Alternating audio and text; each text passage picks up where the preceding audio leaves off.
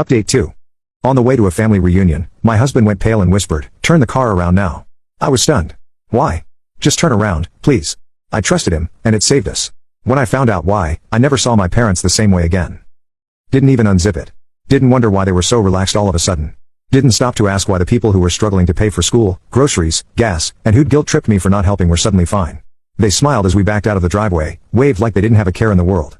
And I remember thinking just for a second, weird. They seemed really happy for once. I didn't think much of it at the time. Just another bag. Just another trip.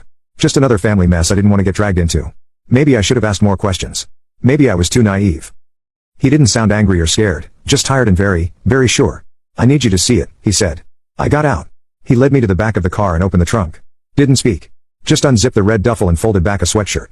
And that's when everything stopped. Inside, wedged in between clothes, stuffed into what looked like a child's toiletry bag, sealed in plastic, were packets. Not one. Not hidden especially well, just there under layers that wouldn't have fooled anyone doing their job for more than 5 seconds. I stared, not fully understanding, then fully understanding all at once. Not medicine, not vitamins, not anything with a purpose that didn't include handcuffs, lawyers, or headlines. I didn't speak. I couldn't. Every muscle in my chest locked. It felt like drowning in slow motion. He didn't say, "Look what they did." He didn't say, "This is what I thought." He just zipped the bag closed again and let the silence finish the sentence. I took a step back. The gravel crunched under my shoes like it was somewhere else, like it wasn't connected to anything real. "They put that in our car," I finally said. My voice was thin. "They put that in our car," he nodded. "With the kids." Another nod. I looked up at the sky for some reason. It was still blue. It still looked like a good day. I hated that. It felt wrong, like the sky hadn't gotten the memo. "How did you know?" I asked. He didn't answer right away. Just stared at the closed trunk like it might still be open underneath. "When they gave us the bag," he said eventually, something in their eyes, the way they smiled, like it was already done, like they were sure it would work. He shrugged, then shook his head like he was trying to knock the memory out. I couldn't stop thinking about it the whole drive. Then just before the border, it hit me. He looked at me. I didn't know, but I knew.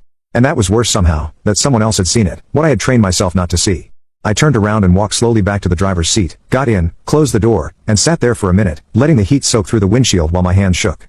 Then I started the car and drove. The kids didn't ask this time. They were deep in some cartoon. They'd forgotten about Canada, about Auntie Karen and the cousins, and the little toy bags I'd secretly packed for the reunion. We drove for a while, highway, side roads, directionless. My phone started buzzing. First it was my mom, then my dad, then again, then again. I didn't answer. Neither did he. We didn't need to. We already knew what they'd say. "Where are you? What happened? Are you okay? Where's the bag?" We didn't answer. Just kept driving, the screen lighting up every few minutes like a tiny alarm. Eventually, we turned off toward their house. It was almost automatic, like we were on rails. We didn't talk about it. We just both knew what had to happen. I pulled into their driveway and parked. The front porch light was still on from the night before, even though it was